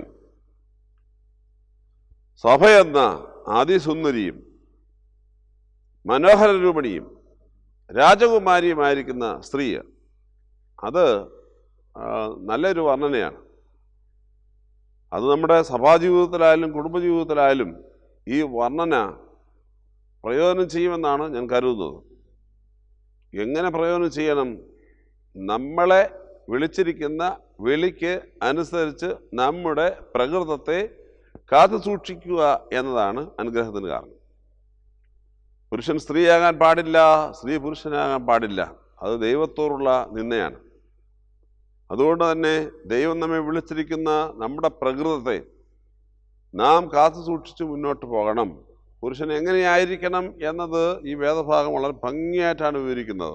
ഇവിടെ എഴുതിയിട്ടുണ്ട്, നീ മനുഷ്യപുത്രന്മാരിൽ അതീവ സുന്ദരൻ, ലാവണ്യൻ്റെ അധരങ്ങളിലുണ്ട്, തേജസ്സും മഹിമയും നിന്നിലുണ്ട്, സൗമ്യതയും സത്യവും നീതിയും നീ പാലിക്കുന്നു, അതുകൊണ്ട് നീ കൃതാർത്ഥനായി വാഹനമേറി എഴുന്നള്ളുക. ഇതാണ് പുരുഷൻ്റെ വർണ്ണന. എന്തും മനോഹരമായൊരു വർണ്ണനയാണ്. എന്നെ കേൾക്കുന്ന പുരുഷന്മാരായ ആളുകൾ ഈ വേദഭാഗം വായിക്കുമ്പോൾ നമ്മുടെ ജീവിതവുമായി അതിനൊന്ന് ബന്ധപ്പെടുത്തുന്നത് നല്ലതല്ലേ? ചിന്തിക്കേണ്ട ഒരു വിഷയമാണ്. പുരുഷൻ എപ്പോഴും ഇത് വായിച്ച് തൻ്റെ ജീവിതവുമായിട്ട് ബന്ധപ്പെടുത്തി ചിന്തിക്കുന്നത് പ്രയോജനം ചെയ്യുമെന്നാണ് കരുതുന്നത്. വിശുദ്ധ വേദപുസ്തകം എപ്പോഴും നാം വായിക്കുമ്പോൾ ആ വേദപുസ്തക വചനങ്ങൾ നമ്മുടെ ജീവിതവുമായി എത്രമാത്രം ബന്ധപ്പെട്ട് നിൽക്കുന്നു എന്ന് പരിശോധിക്കാനൊരു അവസരം കൂടിയായിട്ട് ഇതിനെ എടുക്കണം. പുരുഷൻ്റെ പ്രകൃതത്തെ വളരെ ഭംഗിയായിട്ട് വിവരിക്കുകയാണ്. അതുപോലെ തന്നെ രണ്ടാം ഭാഗത്തിൽ കാണുന്ന സ്ത്രീയെക്കുറിച്ചും അതിമനോഹരമായ വർണ്ണനയാണ്. അന്തഃപുരത്തിലെ രാജകുമാരി ശോഭ പരിപൂർണയാകുന്നു. അവളുടെ വസ്ത്രം പൊൻ കസവ് കൊണ്ടുള്ളത്. അവളെ ചിത്രത്തയിലുള്ള വസ്ത്രം ധരിപ്പിച്ച് ദൈവസന്നിധിയിൽ കൊണ്ടുവരും. അവളുടെ തോഴികളായി കൂടെ നടക്കുന്ന കന്യകമാരെ ഇതിൻ്റെ അടുക്കൽ കൊണ്ടുവരും. സന്തോഷത്തോടും ഉല്ലാസത്തോടും കൂടി അവരെ കൊണ്ടുവരും. അവർ രാജമന്ദിരത്തിൽ പ്രവേശിക്കും. എന്ത് മനോഹരമായ വർണ്ണനയാണ്! നമ്മുടെ പല പള്ളികളിലും ഇപ്പം കോവിഡ് എന്ന മഹാമാരിയുടെ പശ്ചാത്തലത്തിൽ നമ്മുടെ ദേവാലയങ്ങളിൽ വിശ്വാസികൾക്ക് സംബന്ധിക്കുവാനായിട്ട് നിവൃത്തിയില്ലാതെ വന്നിരിക്കുന്ന ഒരു സമയമാണ്. ആഗ്രഹിക്കുന്നുവെങ്കിൽ പോലും ഭയം കൊണ്ടും ജാഗ്രത കൊണ്ടും ദേവാലയങ്ങളുടെ ഉള്ളിലേക്ക് പ്രവേശിക്കുവാനായിട്ട് പറ്റുന്നില്ല. ദേവാലയങ്ങളുടെ കേസിൽ മാത്രമല്ല, എല്ലാ തലങ്ങളിലും അങ്ങനെ തന്നെയാണല്ലോ. എന്നാൽ ദേവാലയങ്ങളിൽ നാം സ്ഥിരമായി വന്നുകൊണ്ടിരുന്ന സമയങ്ങളിൽ, ഈ അടുത്ത സമയങ്ങളിലൊക്കെ എല്ലാവരെയും അലട്ടിക്കൊണ്ടുന്ന വിഷയമാണ് പള്ളിയിൽ വരുന്ന പലരെയും പുരുഷൻ ഏതാണ് സ്ത്രീ ഏതാണെന്ന് തിരിച്ചറിയാൻ ഒക്കാത്ത രീതിയിലുള്ളതായ ചില പ്രകൃതങ്ങൾ. പുരുഷൻ ഏതാണ് സ്ത്രീയാണ് ഏതാണെന്ന് തിരിച്ചറിയാൻ ഒക്കാത്ത രീതിയിലുള്ള ചില പ്രകൃതങ്ങൾ. മുടി നീട്ടി വളർത്തി റിബൺ കെട്ടി വെച്ച് വരുന്ന പുരുഷന്മാരുണ്ട്, അല്ലെങ്കിൽ റബ്ബർ ബാൻഡ് ഇട്ട് വരുന്ന പുരുഷന്മാരുണ്ട്. അവരടുത്ത് വരുമ്പോഴാണ് അറിയുന്നത് ആൾ പുരുഷനായിരുന്നല്ലോ എന്ന്. അതുപോലെ തന്നെയാണ് പുരുഷൻ വേണ്ട വസ്ത്രങ്ങൾ ധരിച്ച് പള്ളികളിൽ വരുന്ന സ്ത്രീകളുണ്ട്. നമ്മൾ ഇത് ചോദ്യം ചെയ്യുന്നതല്ല, ആർക്കും അവരുടേതായ സ്വാതന്ത്ര്യമുണ്ടല്ലോ എന്ന് വേണമെങ്കിൽ പറയാമായിരിക്കാം.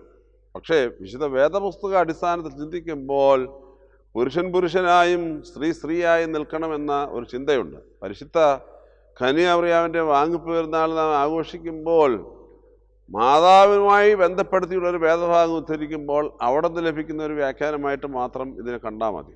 അതുകൊണ്ട് ദൈവം നമുക്ക് നൽകിയിരിക്കുന്ന പ്രകൃതത്തെ കാത്തു സൂക്ഷിക്കുവാനുള്ള നമ്മുടെ വിളിയും നിയോഗവും നാം കാത്തു സൂക്ഷിക്കണം എന്നുള്ളതാണ് എനിക്ക് ഈ വേദഭാഗം വായിക്കുമ്പോൾ ഒന്നാമതായി പറയുവാനായിട്ടുള്ളത്.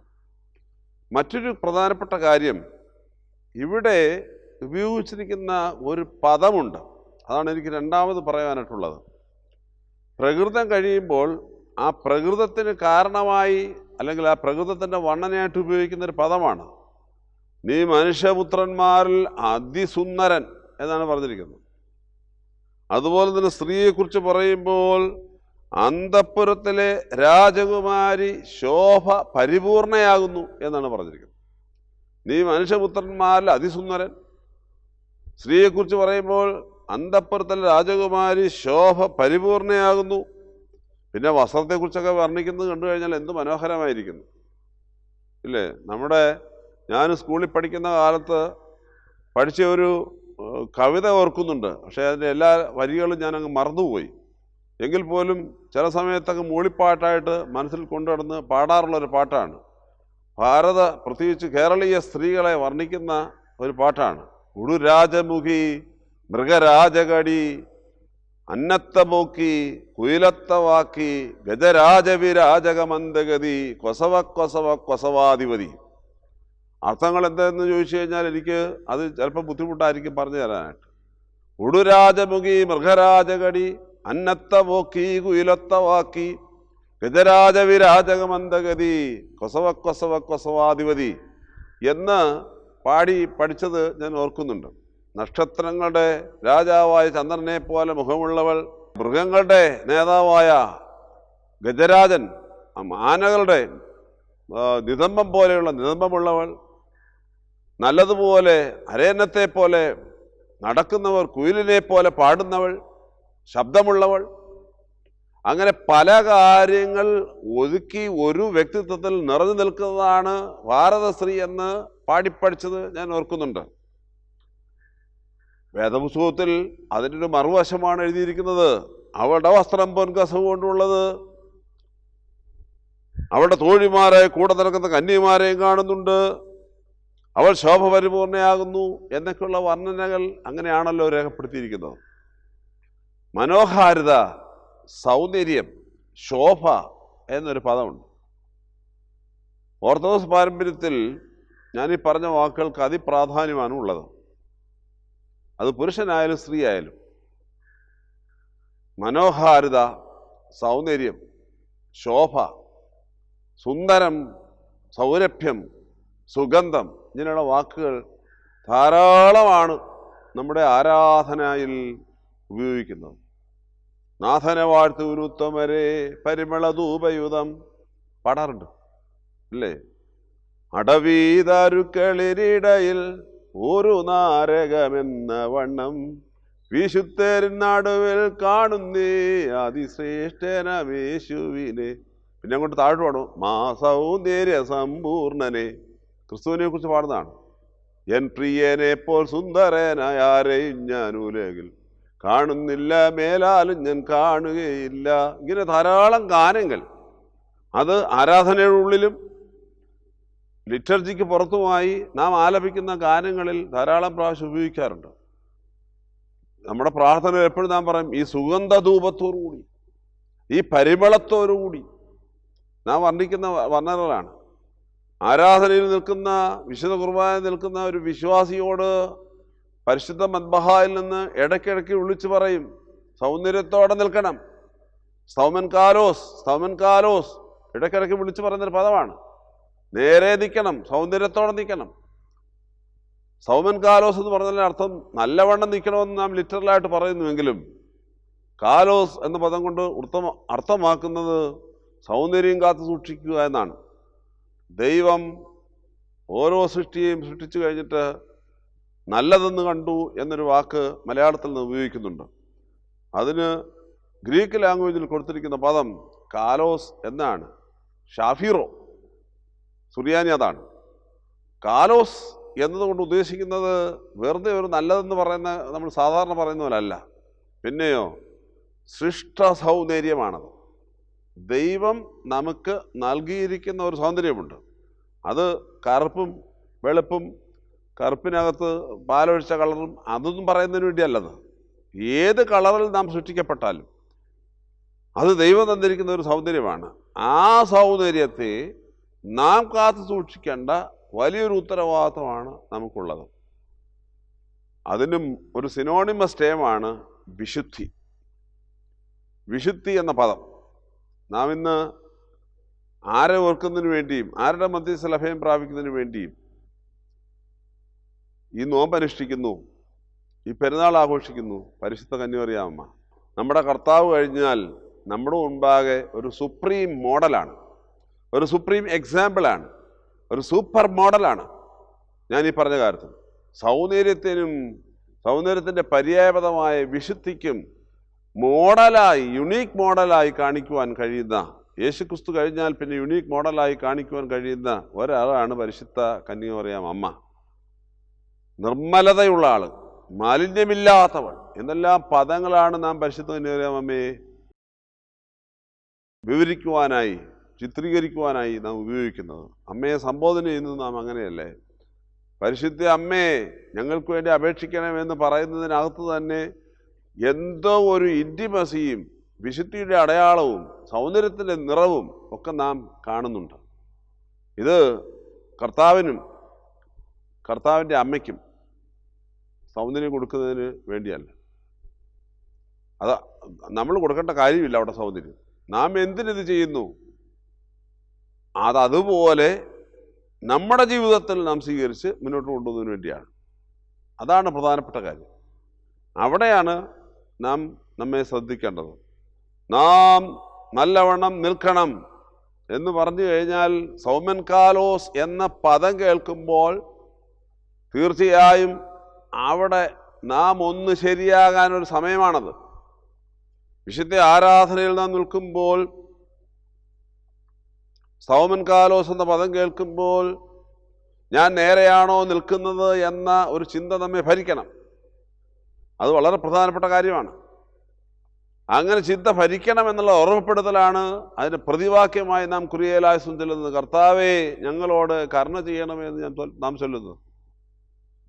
നമ്മിലുള്ള ദൈവിക സൗന്ദര്യത്തിൻ്റെ ശരിയായ പ്രതിഫലനം ഉണ്ടാകുന്നുണ്ടോ നമ്മിൽ എന്ന് നാം പരിശോധിക്കുകയും നാം പരിശോധിച്ചിട്ട് ദൈവത്തോട് കരുണ യാചിക്കുകയും ചെയ്യുന്ന ഒരു സമയം കൂടിയായിട്ടാണ് വേണം നാം ഇതിനെ കാണുവാനായിട്ട്. അതുകൊണ്ട് സൗന്ദര്യമുള്ളത്, ശോഭ പരിപൂർണ, സൗരഭ്യമുള്ളത്, സുഗന്ധപൂരിതം ഈ വാക്കുകൾ വിശുദ്ധ വേദപുസ്തകത്തിലൂടെ ആയാലും ആരാധനയിലൂടെ ആയാലും നമ്മുടെ മുമ്പാകെ എത്തുമ്പോൾ നാം അതീവ വിശുദ്ധരാകണം എന്നുള്ള ഒരു ഓർമ്മപ്പെടുത്തലായിട്ട് നാം ഇതിനെ കാണണം.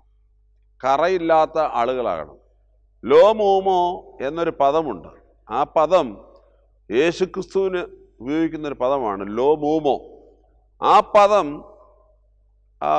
ആ തലത്തിലല്ലെങ്കിൽ പോലും പരിശുദ്ധ കന്യാമറിയാമയ്ക്കും ഉപയോഗിച്ചിട്ടുണ്ട്. ആ വാക്കിൻ്റെ അർത്ഥം മാലിന്യമില്ലാത്തത് എന്നാണ്. മാലിന്യമില്ലാത്തത് എന്നാണ് ആ പദത്തിൻ്റെ അർത്ഥം. തീർച്ചയായും അത് നമുക്കും സാധ്യതയുള്ളതാണ്. മാലിന്യമില്ലാതെ ജീവിക്കുവാൻ, കറയില്ലാതെ ജീവിക്കുവാൻ, കറ പുരളാതെ ജീവിക്കുവാനുള്ള നമ്മുടെ വിളിയാണ്. നമ്മുടെ മുമ്പാകെ ഉണ്ടാകുന്നതായ ഏത് വിഷയമായാലും ആ വിഷയത്തിൽ നാം ഇടപെടുമ്പോൾ നമ്മുടെ ശരീരത്ത് ഒരു കാരണവശാലും കറ പുരളരുത്, കളങ്കമുണ്ടാകരുത് എന്നുള്ളത്. വിശുദ്ധ ആരാധനയിൽ മേൽപ്പട്ടക്കാർ തലയിൽ ശിരമുടിയിട്ട് നിൽക്കുന്നതിൻ്റെ പ്രതീകാത്മകമായ അർത്ഥം വിശുദ്ധ വേദപുസ്തകത്തിലാണല്ലോ. മോശ മൂടുപടമണിഞ്ഞ സംഭവത്തെക്കുറിച്ച് പറയുന്നത് നമുക്കറിയാം. ദൈവജനത്തെങ്കിലേക്ക് തിരിയുമ്പോൾ മൂടുപടം കൊണ്ട് മൂടുകയും ദൈവത്തെങ്കിലേക്ക് തിരിയുമ്പോൾ മൂടുപടം മാറ്റുകയും ചെയ്തു എന്ന് അവിടെ എഴുതിയിട്ടുണ്ട്. എന്ന് പറഞ്ഞതിൻ്റെ അർത്ഥം ദൈവജനത്തിന് കൊടുക്കാനുള്ളത് മുഴുവൻ കൊടുക്കുക, അനുഗ്രഹം. എന്നാൽ എവിടെയെങ്കിലും അശുദ്ധി ഉണ്ടെങ്കിൽ ആ അശുദ്ധിയെ സ്വീകരിക്കരുത് എന്നുകൂടി അർത്ഥമുണ്ട്. നിങ്ങളോടും പറയാനുള്ളതാണ്, മറ്റുള്ളവർക്ക് അവർ ദൈവത്തിൻ്റെ മക്കളാണ്. അതുകൊണ്ട് അവർക്ക് കൊടുക്കാനുള്ളത് മുഴുവൻ കൊടുക്കണം, എന്ത് നന്മ വേണമെങ്കിലും ചെയ്തു കൊടുക്കണം. എന്നാൽ ഒരിടത്തു നിന്നും ഒരു അശുദ്ധിയെ സ്വീകരിച്ച് ജീവിതത്തോട് ചേർത്ത് കൊണ്ട് നടക്കരുത്. അതാണ് ഇവിടെ ഈ പ്രകൃതത്തോട് ചേർന്ന് നമ്മുടെ മുൻപാകെ നൽകിയിരിക്കുന്ന ഈ നീ സുന്ദരനാകുന്നു, നീ ശോഭ പരിപൂർണയാകുന്നു, രാജകുമാരി ശോഭ പരിപൂർണയാകുന്നു എന്നൊക്കെയുള്ള വാക്കുകൾ കൊണ്ട് അർത്ഥമാക്കുന്നത്. അത് പാലിക്കുവാൻ കഴിയണം. എന്നെ കേൾക്കുന്ന വിശ്വാസികൾ മിക്കവാറും എല്ലാവരും പരിശുദ്ധ മാമോദീസ എന്ന കൂദാശ സ്വീകരിച്ചവരാണല്ലോ. പരിശുദ്ധ മാമോദീസ കൂദാശ സ്വീകരിക്കുകയും തുടർന്ന് വിശുദ്ധ കുർബാന ഉൾപ്പെടെയുള്ളതായ മറ്റു കൂദാശകളുടെ സമ്മതികളാവുകയും ചെയ്തവരാണ്. നാം ഓരോരുത്തരും വിശുദ്ധ മാമോദീസ വഴി മറ്റു കൂദാശകളിൽ സംബന്ധിക്കുന്നവരാകുന്നുവെങ്കിൽ അതിന് പ്രധാനപ്പെട്ട കാരണം, ലക്ഷ്യം നമുക്ക് ലഭിച്ചിരിക്കുന്ന ദൈവിക സൗന്ദര്യത്തെ കാത്തു സൂക്ഷിക്കുക എന്നതാണ്. അതിന് ആ സൗന്ദര്യം കാത്തു സൂക്ഷിച്ചുകൊണ്ട് നാം നമ്മുടെ യാത്ര തുടരുകയും കറ പുരളാതെ ദൈവസന്നിധിയിൽ എത്തിച്ചേരുകയും ചെയ്യുന്ന വലിയൊരു അനുഭവമാണ് നമുക്കുണ്ടാകേണ്ടത്. അതാണ് മാതാവിന് ലഭിച്ചത്. നമുക്ക് ആ കാര്യത്തിൽ എത്രമാത്രം ഉറപ്പുണ്ട് എന്ന കാര്യത്തിൽ എനിക്ക് സംശയമാണ്, നമ്മുടെ ഓരോരുത്തരുടെയും കാര്യത്തിൽ. അതുകൊണ്ടാണ് വാങ്ങിപ്പോവരെ യാത്ര അയക്കുമ്പോൾ പാടാറുണ്ടല്ലോ, പോകുന്നേൻ നൽകാൻ എൻ്റെ കണക്കെല്ലാം സർവരഹസ്യ വിധീശൻ തൻ തിരുസന്നിധിയിൽ. ഞാൻ എത്ര വളരെ ഭംഗിയായിട്ട് ഒരുങ്ങിപ്പോയാലും കൃത്യമായ കണക്കെല്ലാം അവിടെ ഉണ്ട്. അതുകൊണ്ട് ആ കണക്കെല്ലാം കൃത്യമായിട്ട് കൊടുക്കേണ്ടത് ഉത്തരവാദിത്തത്തിന് വേണ്ടി പോവുകയാണ് എന്ന് പറഞ്ഞുകൊണ്ടൊക്കെ നാം പോകാറില്ലേ. നമുക്ക് ചില ഭയങ്ങളും ആശങ്കകളും ഒക്കെ നമ്മുടെ ഉള്ളിൽ കിടക്കുന്നു എന്ന ഒരു യാഥാർത്ഥ്യം കൂടിയുണ്ട്. ആ ഭയത്തിനും ആശങ്കയ്ക്കും കാരണവുമുണ്ട്. ദൈവം തന്നിരിക്കുന്ന അതീവ സൗന്ദര്യത്തെ നാം കാത്തു സൂക്ഷിച്ച് കൊണ്ടുപോകുന്നില്ല എന്നുള്ളതാണ് നമ്മിൽ ഉണ്ടാകുന്നതായ പ്രധാനപ്പെട്ട പ്രശ്നം. മറ്റൊരു വിഷയം കൂടി പറഞ്ഞ് ബലഹീന ഞാൻ എൻ്റെ വാക്കുകൾ ഇവിടെ അവസാനിപ്പിച്ചുകൊള്ളാം. വേറൊന്നുമല്ല, അത് നമ്മുടെ കുക്കിലിയൂരിൽ ഉള്ള ഭാഗം തന്നെയാണ്. നിന്നാൾ സ്തുതിയോട് രാജമകൾ നിൻ ഫലമായി രാജഭാമിനി. ഇതൊരു പ്രധാനപ്പെട്ട കാര്യമാണ്, നാം പാടുന്നതാണ്. നിന്നാൾ സ്തുതിയോട് രാജമകൾ നിൻ ഫലമായ രാജഭാമിനി. പരിശുദ്ധ കന്യാമറിയാമേ അമ്മയെ അനുസ്മരിക്കുമ്പോൾ നാം നടത്തുന്ന കുക്കുലിയൂരിലെ ആദ്യത്തെ 2 ലൈനാണ് ഞാൻ പാടിയത്. പാട്ടായിട്ട് പാടണമെന്ന് നിർബന്ധമില്ലല്ലോ, നിങ്ങൾക്ക് അറിയാവുന്നതിനാണ് ഞാനത് ശ്രമിക്കാത്തത്. നിന്നെ അഴകരതൻ മോഹിപ്പാൻ നിൻ ജനമോർക്കായിക പ്രതിഗ്രഹവും. ഇവിടെ എഴുതി വെച്ചിരിക്കുന്നത് ഞാൻ പാട്ടായിട്ട്, നിന്റെ വലതുഭാഗത്ത് രാജ്ഞി ഓഭീർത്തങ്കം അണിഞ്ഞു നിൽക്കുന്നു. അല്ലയോ കുമാരി, കേൾക്കുക, നോക്കുക, ചെവി ചായ്ക്കുക, സ്വജനത്തെ നിന്റെ പിതൃഭവനത്തെ മറക്കുക, അപ്പോൾ രാജാവ് നിന്റെ സൗന്ദര്യത്തെ ആഗ്രഹിക്കും. ഇതാണ് നാം പാട്ടായിട്ട് പാടുന്നത്. നാം നിൽക്കേണ്ട ഒരു പൊസിഷനുണ്ട്. ആ പൊസിഷൻ വളരെ പ്രധാനപ്പെട്ടതാണ്. ഇവിടെ പാടുന്നത് കർത്താവിനോടാണ് നാം പറയുന്നത്. കാരണം മുകളിൽ വീരനായ മനുഷ്യൻ ഇവിടെ ഉദ്ദേശിക്കുന്നത് കർത്താവാണ്. കർത്താവിനോടാണ് നാം പാടുന്നത്. കർത്താവേ, നിന്റെ മുമ്പാകെ സ്തുതിച്ചുകൊണ്ട് രാജമകളായ സഭ നിൽക്കുകയാണ്, നിന്നെ സ്തുതിച്ചുകൊണ്ട് നിൽക്കുകയാണ്. അങ്ങനെ സ്തുതിച്ചുകൊണ്ട് നിൽക്കുമ്പോൾ കാണുന്ന കാഴ്ചയാണ് അടുത്ത പറഞ്ഞ, നിന്റെ വലതു ഭാഗത്ത് രാജേശ്വരി, രാജ്ഞി, അമ്മറാണി ഇരിക്കുന്നു. അത് ഞങ്ങൾ കാണുന്നു. നിന്റെ വലതു ഭാഗത്ത് രാജ്ഞി, അമ്മറാണി ഇരിക്കുന്നു. ഈ കാഴ്ച, ഈ പോസ്ചർ, ഈ സ്റ്റേച്ചർ നമുക്കുണ്ടോ എന്നത് പരിശോധിക്കേണ്ടത് വളരെ അത്യാവശ്യമാണ്. ശലോമോൻ രാജാവിൻ്റെ സിംഹാസനത്തിന്റെ വലതു ഭാഗത്ത് അമ്മയ്ക്ക് കസേര ഉണ്ടായിരുന്നു നാം വായിക്കുന്നുണ്ട്. അതുപോലെ തന്നെയാണ് ഈ വേദഭാഗത്ത് നമ്മുടെ കർത്താവിൻ്റെ വലതു ഭാഗത്ത് പരിശുദ്ധ അമ്മയിരിക്കുന്നു എന്ന് നമ്മുടെ ചിന്ത. ഈ അമ്മയും മകനും തമ്മിലുള്ള ബന്ധം അതാണ്. ഈ അമ്മയും മകനും തമ്മിലുള്ള ബന്ധം അതാണ്. മനുഷ്യാവതാരം ചെയ്ത ദൈവത്തിൻ്റെ അമ്മയായി മാറിയ പരിശുദ്ധ കന്യമറിയാം അമ്മയും യേശുക്രിസ്തു തമ്മിലുള്ള ബന്ധത്തിൻ്റെ ശക്തി അതാണ്. അമ്മയുടെ മകൻ്റെ വലതു ഭാഗത്ത് ഇങ്ങനെ ശോഭയോടുകൂടി പരിലസിക്കുന്ന ഒരമ്മയെ നാം കാണുന്നു. നല്ല രാജകുമാരനായ ക്രിസ്തുവാകുന്ന ദൈവത്തെയും അവൻ്റെ മുൻപാകെ അവൻ്റെ വലതു ഭാഗത്തിരിക്കുന്ന അമ്മയും കണ്ടുകൊണ്ട് ത്രിയേക ദൈവത്തെ സ്തുതിച്ചു നിൽക്കുന്ന ദൈവജനത്തിൻ്റെ ഭംഗി, മനോഹാരിത, രാജകുമാരിയായ രാജമകളായ സഭയുടെ ഭംഗി എന്തുമാത്രം മനോഹാരിത ഉള്ളതാകുന്നു എന്നത് ഗൗരവത്തോടെ നാം കാണണം. ചിലപ്പോൾ ആരാധനയ്ക്കൊക്കെ നിൽക്കുമ്പം വഴക്കൊക്കെ പറയുന്നത് അച്ഛന്മാർ വഴക്ക് പറഞ്ഞെന്ന് വരും, ചില കാരണവന്മാർ വഴക്ക് പറഞ്ഞെന്ന് വരും. ഇങ്ങനെയൊക്കെ വഴക്കുണ്ടാകുമ്പോൾ നമ്മളൊക്കെ ഇറിറ്റേറ്റഡ് ആകാറുണ്ട്. ഞാൻ 1-2 പ്രാവശ്യം വഴക്കൊക്കെ പറഞ്ഞിട്ടുണ്ട്. അങ്ങനെ വഴക്ക് പറയുന്ന ആളല്ല ആരാധന മധ്യേ. എന്നാൽ 1-2 പ്രാവശ്യം ഒരുപാട് ബുദ്ധിമുട്ടുണ്ടായപ്പോൾ ഞാൻ വഴക്ക് പറഞ്ഞ് ഞാൻ ഓർക്കുന്നുണ്ട്. പള്ളിയിൽ നിൽക്കുമ്പോൾ ഒരു രാജാവിൻ്റെ മുമ്പാകെയാണ് നിൽക്കുന്നത്. നിൽക്കുന്ന പട്ടക്കാരനോ കാർമ്മികനോ അല്ല രാജാവ്, പിന്നെയോ പിതാവും പുത്രനും പരിശുദ്ധമായ ത്രിയേക ദൈവമാണ് രാജാവ്. നമ്മുടെ മുൻപാകെ പ്രതികരിക്കുന്നത് ക്രിസ്തുവാണ് രാജാവ്. ക്രിസ്തുവിന് മുൻപാകെയാണ് നിൽക്കുന്നത്. യേശു ക്രിസ്തുവിന് മുമ്പാകെ നാം നിൽക്കുമ്പോൾ നമ്മുടെ പോസ്റ്ററിനെ കുറിച്ച് നാം ഗൗരവത്തോടെ ചിന്തിക്കണം. ദേവാലയങ്ങളിൽ, നമ്മുടെ ജീവിതത്തിൽ നമ്മുടെ സ്റ്റേച്ചറിനെ കുറിച്ച് ഗൗരവത്തോടെ നാം ചിന്തിക്കണം. പള്ളി ആരാധന നടത്തുമ്പം എപ്പോഴെങ്കിലും കയറി വരാനുള്ള സ്ഥലമല്ല ദേവാലയം. അതിനൊരു ചിട്ടയുണ്ട്. ആ ചിട്ട പാലിച്ചിരിക്കണം. വിവാഹ കൂദാശ നടത്തുമ്പോൾ പുറത്തുനിന്ന് പുറംതിരിഞ്ഞെന്ന് വർത്തമാനം പറയാനുള്ള സ്ഥലമല്ല പള്ളിയുടെ ഭൂമുഖവാതിൽ. അതിനൊരു ചിട്ടയുണ്ട്. ആരാധനയ്ക്കുള്ള സ്ഥലം ആരാധനാ സ്ഥലമായി നിർത്തണം. കാരണം അവിടെ ശോഭ പരിപൂർണം നിൽക്കുന്നു. അന്തഃപുരത്തിലെ രാജകുമാരി ശോഭ പരിപൂർണ്ണുള്ള തോഴിമാരുമായി കടന്നു വരേണ്ട സ്ഥലമാണത്. വിശുദ്ധിയോടെ കടന്നു വരേണ്ട സ്ഥലമാണത്. അതുകൊണ്ടാണ് ഞാൻ പറഞ്ഞത് അവരവർക്ക് നൽകിയിരിക്കുന്ന പൊസിഷൻ കാത്ത് സൂക്ഷിച്ചു കൊള്ളണം എന്ന് പറഞ്ഞതിൻ്റെ അർത്ഥം. നമ്മൾ സാധാരണ നമ്മുടെ അമ്മയപ്പന്മാരൊക്കെ നമ്മൾ പറയാറുണ്ട്, നിൽക്കേണ്ട അടുത്ത് നിന്നു കൊള്ളണം, നിൽക്കേണ്ട രീതിയിൽ നിൽക്കണം, ഇരിക്കേണ്ട അടുത്ത് ഇരുന്നു കൊള്ളണം, ഇരിക്കേണ്ട രീതിയിൽ ഇരിക്കണം.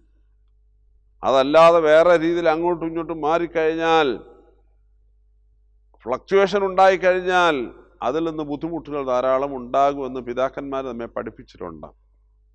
ഓർത്തഡോക്സി എന്ന പദത്തിൻ്റെ അർത്ഥം തന്നെ അങ്ങനെയാണല്ലോ. ഫ്ലക്ച്വേഷൻ ഇല്ലാതെ വളരെ സ്ട്രെയിറ്റ് ആയിട്ട് ജീവിക്കുക, യാത്ര ചെയ്യുക, പോവുക എന്നാണല്ലോ അർത്ഥം. ഇത് വളരെ പ്രധാനപ്പെട്ട കാര്യമാണ്. മണവാളനായ ക്രിസ്തുവിൻ്റെ വലതുവശത്തിരിക്കുന്ന അമ്മയെ നാം ഒന്ന് കാണണം. ആ അമ്മയാണ് പലപ്പോഴും നമുക്ക് വേണ്ടി ആ മണവാളനായ ക്രിസ്തുവിനോട്, സഭയുടെ മണവാളനായ ക്രിസ്തുവിനോട് മധ്യസ്ഥകൾ ധാരാളമായി അണയ്ക്കുന്നത്. അതുകൊണ്ടാണ് ഈ പാട്ട് പാടിയിട്ട് തൊട്ടു പിന്നാലെ നാം പാടുന്നത്, നിർത്തിയിടരുതേ പരിശുദ്ധേ ഞങ്ങൾക്കായുള്ള അർത്ഥനേ ഞങ്ങളിൽ അർത്ഥം തോന്നിയിടാൻ ഏകാത്മജനോട് അർത്ഥിക്കുക. തൻ്റെ ഏകജാതനായ പുത്രനോട് നീ പ്രാർത്ഥിച്ചുകൊണ്ടേ ഇരിക്കുക ഞങ്ങൾക്ക് വേണ്ടി എന്ന് നാം പറയുന്നതിൻ്റെ കാരണം അതാണ്. അതുകൊണ്ട് ദൈവമക്കൾ ആരാധനയ്ക്ക് വരുമ്പോൾ കർത്താവിൻ്റെ അടുത്ത് നിന്ന് പരിശുദ്ധ അമ്മയെടുത്ത് ദൂരെ കളയരുത്. കർത്താവ് അവിടെ ഉണ്ടെന്ന് ഉറപ്പ് വരുത്തണം. അങ്ങനെ ഉറപ്പ് വരുത്തണമെന്നുണ്ടെങ്കിൽ നമ്മുടെ വരവ് ശരിയായിരിക്കും, നമ്മുടെ നൃത്ത ശരിയായിരിക്കും. ആ നൃത്തയ്ക്ക് കോട്ടം ഉണ്ടാകുവാനായിട്ട് പാടില്ല. അതുകൊണ്ട് പ്രകൃതവും സൗന്ദര്യവും സ്റ്റേച്ചറും നമ്മുടെ പോസ്ചറും അത് വളരെ പ്രധാനപ്പെട്ട ചില വിഷയങ്ങളാണ്. നമ്മുടെ അംഗവിക്ഷേപങ്ങൾ പോലും ഗൗരവത്തോടെ നാം കാണണമെന്ന് ഈ പരിശുദ്ധ അമ്മായിയുടെ ഈ പെരുന്നാൾ നമ്മെ ഓർമ്മിപ്പിക്കുകയാണ്. ഞാൻ അധികമായി വർണ്ണിക്കുവാനായിട്ട് ആഗ്രഹിക്കുന്നില്ല. ഒരുപാട് കാര്യങ്ങൾ തുടർന്നും ഇതിനകത്തുണ്ട്. 45-ാം സങ്കീർത്തനത്തിൽ പരിശുദ്ധ അമ്മയുടെ നാമത്തിലുള്ള കുക്കുലിയോനിൽ നിന്ന് 1-2 ചെറിയ വിഷയങ്ങൾ മാത്രം ഞാൻ നിങ്ങളോട് പറഞ്ഞു എന്ന് കരുതിയാൽ മതി. ബാക്കി ഉള്ള കാര്യങ്ങൾ പിന്നീട് ഏതെങ്കിലും ഒരു അവസരത്തിൽ നിങ്ങളോട് സംസാരിച്ചു കൊള്ളാം. ഈ പരിശുദ്ധ അമ്മ കർത്താവിനോട് സ്ഥിരമായി നമുക്ക് വേണ്ടി വാത്സല്യപൂർവം മധ്യസ്ഥ അണയ്ക്കുന്ന ഒരമ്മയാണ്. വാത്സല്യത്തോടെ മധ്യസ്ഥ അണയ്ക്കുന്ന അമ്മയാണ്. നമ്മുടെ കുറവുകളും ബലഹീനതകളും മനസ്സിലാക്കി കർത്താവിനോട് പറയുന്ന അമ്മയാണ്. കർത്താവിനോട് പ്രബോധിപ്പിക്കുന്ന അമ്മയാണ്. അത്രമാത്രം വിശുദ്ധയായ ഒരാളിൻ്റെ നോമ്പ്, നാമത്തിൽ നോമ്പ് ആചരിക്കുമ്പോഴും പെരുന്നാൾ ആചരിക്കുമ്പോഴും അതിനെ അതേ രീതിയിൽ കാണുവാനും തുടർന്ന് ആ രീതിയിൽ ജീവിക്കുവാനും നമുക്ക് ഇടയാകണം. പരിശുദ്ധ അമ്മയുടെ മധ്യസ്ഥകളും പ്രാർത്ഥനകളും നമുക്ക് ഏവർക്കും കോട്ടയായിരിക്കട്ടെ. കുവൈറ്റ് സെന്റ് ഗ്രിഗോറിയോസ് മഹാ ഇടവകയ്ക്കും അവിടെ ആരാധനയ്ക്ക് കൂടിയ ദൈവമക്കൾക്കും അവരെ നയിക്കുന്ന ഇടയന്മാർക്കും പ്രത്യേകിച്ച് ബലഹീനായ എന്നെ ഈ ഒരു പരിപാടിയിലേക്ക് ക്ഷണിച്ചതായ ബസേലിയസ് മൂവ്മെൻറ്റിൻ്റെ പ്രവർത്തകർക്കും എല്ലാവിധ നന്ദിയും സ്നേഹവും ഞാൻ ഈ സമയത്ത് നേരുന്നു.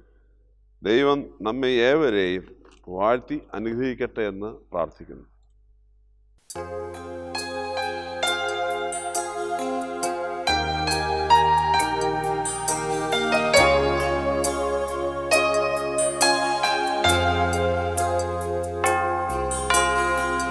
തന്നെ വിളിപ്പോർക്കായി നാഥൻ തൻ വാതിൽ തുറന്നിടുന്നു. ദാനിയേലിൻ എന്നതുപോ ഞങ്ങളുടെ യാചനകൾക്കായി